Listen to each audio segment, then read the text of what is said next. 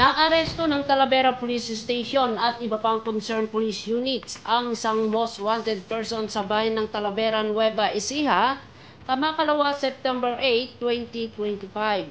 Sa Manhunt Charlie operation na isinagawa ng magkasamig pwersa ng mga otoridad, bumagsak sa kamay ng batas si Nicky Basa E. Garcia, 40 anyos, may live-in partner at presidente ng Barangay San Francisco, Mabalacat, Pampanga, at nakalista sa top 4 most wanted person ng Capas, Tarlac.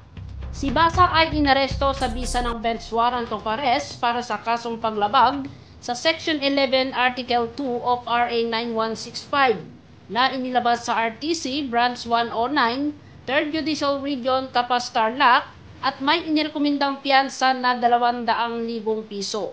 Sa ngayon, ang suspect ay nasa kustudiya ng Talavera Municipal Police Station para sa tamang disposisyon.